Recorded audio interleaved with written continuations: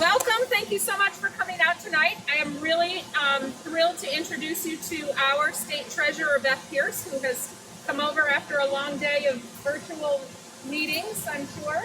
Some in person, some virtual. I wanted Beth to come to Bradford to meet with people who are potential supporters of hers, because the great work that she does on behalf of our state really helps Vermont manage its money very prudently, and also helps us make wise investments so that your tax dollars and mine go much further. So I'm going to introduce Beth and let her speak for a few minutes, and then we will take a little Q&A, and then I will share with you some of the work that I've been doing during this legislative session, which is now in its, I think, 7,000th week. I don't know, feels like a marathon anyway. But more on that later. So please give your welcome to Beth Pearce, our state treasurer. Thank you very much. Hello, folks. I appreciate the opportunity to talk, and I would agree that it's been a long Zoom meeting. I want to thank you for all the work you've done, because it's been very difficult. You've done a great job. You've done a good job. It's a great job as chair, too. So thank you very much. Just give her a hand for that, huh? So let me tell you a little bit about what we do and what my goals are, and then we'll answer questions. So in the treasurer's office, we manage about $6 billion coming in and out through appropriations and what these folks do in the legislature. And it's very critical. We invest some of those dollars. We invested in something called 10% in Vermont, which is making sure that we put dollars locally in housing, infrastructure, energy, efficiency, and renewable energy. So I'm very proud of that program. We also manage about $4.8 billion of pension dollars. We manage it, but the board is a 7-member board. I'm a member of it, but all of us have a vote on the process. We manage the custodial side, and I have a staff that manages the day-to-day investments. We also manage 50 retirement systems for 50,000 people, active members, vested members, and retirees. And I think that's very important, because I believe in retirement security, because that's the crux of what's good for Vermont, because I believe that every single person in this state, every single person, should have an opportunity for financial well-being, an opportunity for that. You want it for yourself. You want it for your friends. You want it for your family. I want it for every single Vermonter, including everyone, marginalized citizens, all the folks in this state. Right now they talk about the bottom line and the current administration. That's fine, and I work on that bottom line. We can have smart finances, but we can also meet the needs of our citizens in the process. If we do it smart, and we make sure that not a select few, but everybody in this state has an opportunity to have welfare, in their lives, have that security in their life. We want social justice. We want economic justice. We want a state that does not have systemic racism. We want climate justice. We want all that. And we can do it if we work together. Now, I'm thinking about D.C., Washington, for a little minute. And, what's happening in D.C. is shameful. What's happening with Donald Trump? I don't even say President Trump, because I think that that's a horrible thought to me, that he is our president. It's shameful for what he has done. He's created divisiveness. He's created violence. He's promoted systemic racism. It's just horribly shameful what's going on. And when you look at what's happening in Congress, there's that divisiveness that's just ruining the ability to get something done for our citizens. For me, that's wrong. We got a lot better in Vermont. We work together and we solve problems together. And I'm very proud of what we do. We got more to do. Post-COVID, we want to look past COVID. We want to look through that window and what it looks like. And I don't want the normal. I don't want to get back to normal. I want the new normal, and so do you, because we can have all the needs that we have. We can have all that opportunity for well-being. We can make this a better place. We can have better use of our natural resources. When I think about rivers, when I think about Lake Champlain, I think about all the rivers all across the state. We need to clean them up. Until 2017, I wrote a report with some help from other departments to make sure that we found a way to find money to make sure our waters are clean. It's going to take some time. You can't change out, you can't turn the boat on a dime. You have to work hard year after year. But we have a solution now, and we need to make sure that we keep at that every year. I talked about retirement security. We also want that for businesses. Small businesses are the backbone of Vermont. 104,000 people, 104,000 do not have access to retirement in their employment from employers. That's incredible to me. So we created a program called the Green Mountain Secure Retirement Plan. And we're going to go start all over the state to make that happen. It's going to be tough in a COVID environment with virtual, but we're going to keep at it so that the people that work for various employers have an opportunity for retirement as well. We want that. I'm so proud of what we're doing. We can work together. We can make it better.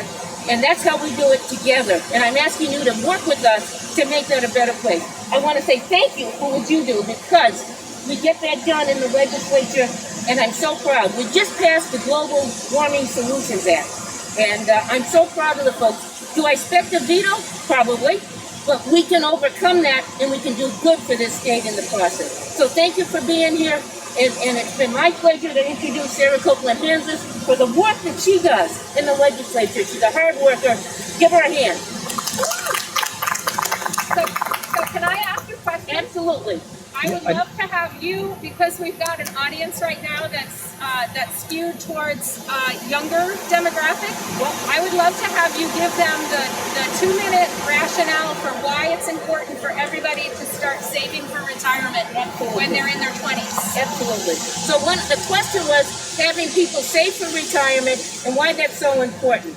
And I'm going to expand that a little bit about when you graduate too, from college or post-secondary education or trade occupation, whatever you do. So first, you've got to save for the future, because if you don't have it, you're going to be in bad shape in retirement. And we don't think about that when we're 10 years old or whatever. It's hard to say save for the future. So we do a program called Reading is Investment. And we get everybody from the kindergarten to the 6th grade involved in that. 5,000 kids finished that last year. 12,000 were involved in it. And it's so great. Now, you're not going to give a book about 401ks to a kindergarten kid about that. But it might be the bunny that saved versus the bunny that didn't. And my bottom line is, if you want a post-secondary education, you have to start saving. If you try to do that in your sophomore year of high school, you're not going to make it. You have to do it very early. You have to work with your parents. You have to work with your guardian, whatever it might be, to make that work so that you have the opportunity, whether it's whatever post-secondary it is. Because without that, you're going to be stuck with a low-paying job, and that's going to put you in a very bad situation. We have, I read a number the other day. Since 1991, the number of people that have had bankruptcy, elderly bankruptcy, is tripled. And for me, making sure that all people have that opportunity. You need to think about that now. And we have programs to help you. We have programs from kindergarten all the way up to what we call the golden years. We can work together. Now, if you have secure retirement, what do? You buy goods and services. And what does that do? It means you create jobs. So it's good for Vermont, it's good for you, it's about economic prosperity for the individual and the state. So work with us, check out our programs. We have some financial literacy programs that are fantastic. Go for it and help us help you. Thank you. Any other questions for Treasurer Pearce? I'd love to know about the renewables that you were talking about. Sure. Can you Okay. touch on that? So when we created in 2013, we created a new program with an emphasis on energy. So part of it was something we call 10% in Vermont. So we do renewable energy and energy efficiency. So NeighborWorks has been doing mostly energy efficiency across the state. And if you want to check that out, I suggest you check that out. What we did is two things. We said that helps residential. But what are we going to do for people that are in multifamily housing? And what are we going to do with people that have companies and they want to improve that? So multifamily housing, VHFA, Vermont Housing Finance Agency, was doing a bond so that they could improve the multifamily housing. Right now, there's some issues in terms of the quality of that housing, and they wanted to do a bond to give folks an opportunity to improve that and to work on their financing. So developers and landlords had a chance to make that happen. What we did is we stepped in and said, if you're doing that, let's put some money in there to do retrofits of each one of these folks' apartments, so we can have energy, renewable energy in the process. And we think that's great. So we didn't hit just residential. We went to multifamily housing. And then we said, well, let's deal with the businesses in this state. And we gave $10 million. It's a loan, but we gave $10 million loan to VEDA, the Vermont Economic Development Authority. They've now used that to develop about $40 million, to leverage $40 million of renewable energy, primarily solar, but they're working on all of those. So we passed a bill in 2013 to allow that to happen. We built on that and said, we should be example in this state, state buildings, and we need to do more of that. So we created a program with up to $8 million to allow us to make improvements in state buildings so that we can be an example to others, and they do that on top of the renewable energy, the regular work that they do. They put that renewable energy as part of a practice with us, and we're so proud of that program as well. So I think we've hit the whole spectrum of folks that are interested in energy, and instead of solving this for just one group, we've done it so that all people in Vermont can share in that process and have the opportunity to make changes in terms of renewable energy. That helps our natural resources going forward. It's good for the folks because in many cases that actually lowers the cost for folks in terms of their energy, their monthly energy bills. So this is a win-win again, and we always look for win-wins. Any follow-up on that? I'm good. Okay, thank you. Awesome. Wonderful falls. Yeah. Exactly. So thank you, Beth, for coming to Bradford and sharing a little bit about the important work that you do.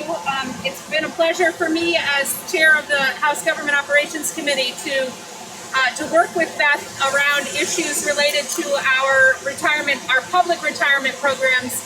And it's also been really helpful for me to understand the commitment that Beth has to making sure that private retirement is available to everyone. Because Beth alluded to it a little in what she was saying. The more guaranteed income you have in retirement, the more you are able to support yourself and stimulate your local economy, which means shopping on your main street, which is what a lot of our small downtown businesses need right now, is more Vermonters with a little bit of spending money in their pockets. Which is why, over the years, as I have been both a Main Street business owner and a legislator, I have steadily voted to increase the minimum wage in Vermont. Because I know that the best way for people to be able to take care of themselves and to stimulate their local economy is for them to have an adequate livable wage. We haven't gotten there yet, but it is a commitment of mine to continue to work toward it. And I believe that being a business owner and being someone for whom the minimum wage really impacts my business puts me in a great position to be there and to be advocating for these policies that we need to have balance the needs of the business as well as the needs of Vermonters. And so I have been proud to work on that over the years. I have been also very happy to come back into my own business and make sure that it works for me and that it works for us and our community. So in the role of chair of government operations, I had a great big new project fall into my lap this year that I had not anticipated. And it started with the very high-profile killing of George Floyd. And when protests around the country erupted about the perpetual violence of law enforcement officers towards Black and brown citizens, it became very clear that we need to do more in Vermont on racial justice issues. We are a small state, and we are a very white state. But that does not mean that we are immune from the same kinds of tragedies that have been making headlines around the country. And just because we haven't had deaths recently at the hands of law enforcement doesn't mean that it doesn't happen. And so my committee is the committee that has jurisdiction over law enforcement policy. We've been working our way through a bill that will do a better job of training police officers on how to de-escalate situations, on requiring that police officers have a cultural awareness and sensitivity so that they can better interact with a diverse citizenry. We are also working through making sure that we have more connections between law enforcement and mental health counseling, because we know that a lot of violent interactions between law enforcement and citizens happen when a loving family member calls 911 because their relative is out of control. Okay? You can imagine it, and what a tragedy it is when that 911 call that was made by a parent or a sibling or a child out of love ends up with that person who's in distress dying at the hands of police officers. We need to make sure that we do a better job at this. And it starts with the policies that govern how our law enforcement operates, how they recruit, how they train, how they investigate allegations of misconduct, and what happens when something goes wrong. And so those are all issues that are in my committee. They are fraught with tension on both sides. Law enforcement at this moment feels very attacked and beleaguered. Even the good law enforcement officers are feeling emotionally drained, and they don't know how to move forward. At the same time, people who have had negative interactions with law enforcement are also feeling distrained and feeling beleaguered, and they cannot believe that they have to wake up to yet another headline of somebody who has died at the hands of law enforcement. And so these are really tough issues, and I'm proud to be able to be the person who's in the center of these issues. And it, at this moment, it feels like a firestorm, because we're about a week and a half, 2 weeks away from adjournment and final closure on the bill that we're working on right now. But the lessons that I've learned as I've been working on these issues are that we can change policies, and we can change, requirements and procedures, and we can change funding. But if we don't change our common understanding of what it means to be Black or to be white, we will never get past any of these issues. And so when we come back into session in January, what I'm going to be working on is moving Vermont towards the creation of a truth and reconciliation process, where we come together as white neighbors, brown neighbors, Black neighbors, Asian neighbors, and we come together in order to understand and hear each other's experiences. Because if you don't know what it's like to be driving while Black and see those blue lights go on in your headlight, in your rear view mirror, and if you don't know what that panic feels like, you need to learn that, right? And if you don't know what it's like to see somebody clutch their purse when you walk by, you need to learn that. And so this truth and reconciliation process is going to be a difficult conversation because there are a lot of people in Vermont who have no lived experience interacting with people of color because they don't happen to have any friends of color. And so it's going to be a difficult set of conversations, but it's ones that I believe we in Vermont can have, because we are a small state and a caring state, and because we realize at the end of the day that it doesn't matter who it is that drives by on that January night when you find yourself in the snowbank. You know that they're going to help you, because that's what neighbors do. And you know that you would help them if the situation was reversed. And so we need to bring that Vermont way, that Vermont togetherness, and we need to focus it very intentionally on issues around race relations so that we can find a better way to move forward. Before I close and give any last chance for questions, I wanted to talk just for a moment, because I know I'm in a friendly audience here, about the work that we've been doing as a climate Solutions Caucus in Vermont. We have been steadily working for many, many years to find ways to talk about climate with Vermonters that will help engage people in that conversation. And so a year ago, a year and a half now, when I took over as co-chair of the Climate Solutions Caucus, we decided what we needed to do is we needed to take our ideas out on the road. And so we started a process of not just creating a bill and introducing it in January and letting the press decide who they were going to cover about what the bill does or doesn't do and whether it's good or bad. We decided we wanted to get out and talk to people directly. And so we had a series of roadshow events, 20 events around the state, ranging in size from 35 people to over 100 people coming out to ask questions, to hear what our ideas were, to challenge us where they thought we needed to be doing more, and to understand why it was that we thought these are the best reforms to help us achieve our climate goals in Vermont. And I have to say that that process was so gratifying to be in these meetings where young people would stand up during the Q&A section and say, "We don't understand why you're not doing more. Why are you not moving faster? Our world is on fire and we need you to act now." And that was the message that the audience needed to hear, was young people standing up and saying, "Look, we've got to live on this earth for another 60 or 70 years. You need to get on saving it." And so that has been a lot of the personal compulsion that I have felt to move forward is for people who are in your demographic, because the messes that we made and the messes that our parents made, we don't want them to impact your ability to live on this green earth. With that, May I say something about that? absolutely. So I'm going to say she's fantastic, okay? So from the perspective, oh, there we go. She's fantastic. What she has done in terms of the climate change and the caucus is fantastic, is great. And she did a great job in the legislature. I hope we can go further, especially the Global Warming Solutions Act and all the other work that you've done. With the issue of racism and systemic racism, I want to say you have courage.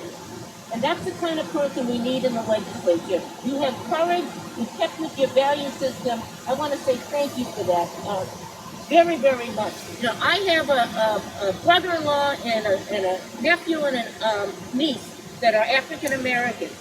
And they go out with their cousins, and they are treated differently. And I look at that all the time and say, we need to change that. You need to change that. You're doing it. And I really appreciate all the work you're doing. And we will be a better society if we get this done. So thank you very much. And thank you again for the good work you're doing. Thank you.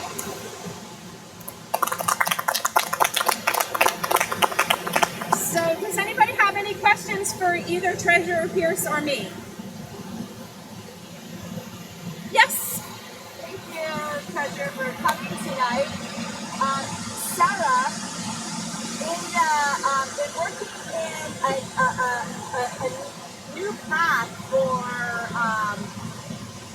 policing our community and servicing our community, is there any initiative to recruit females and recruit people that are more aligned with helping socially and mentally rather than carrying a gun?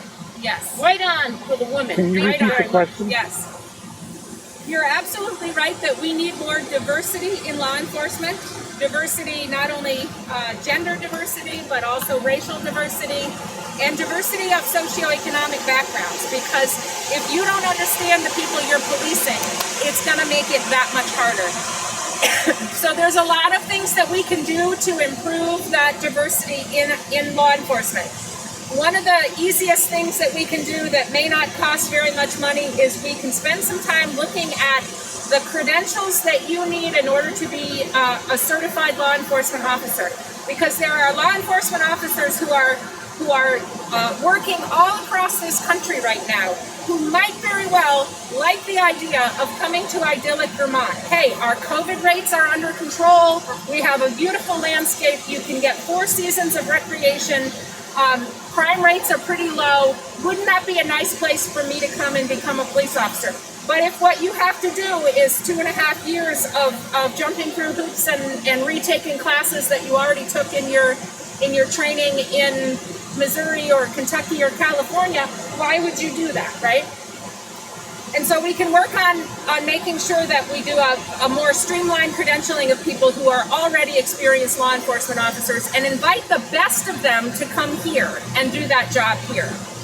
The other thing that we can do is we can make sure that we put flexibility in our law enforcement training programs right now that go on in this state. Because as Mason knows, because she's got a family member who went through the police academy, you go away for 16 weeks and you're away all week long doing your training. There are not very many people who fit that sort of diverse demographic who can leave their home for 16 weeks to go to that training program. And so if we can put some flexibility in that, where maybe your academic programs are done more on a college schedule, and then your more intense, physical training where you're using weapons and learning about use of force could be done in a shorter residential setting, that would go a long way to helping people like you or me if we were to decide we wanted a career change and to be a public servant and a police officer in our community to be able to do that. And so that's a great question. Thank you. Yeah. Thank you so much for coming, everyone. Thank you. I should have said, by the way, my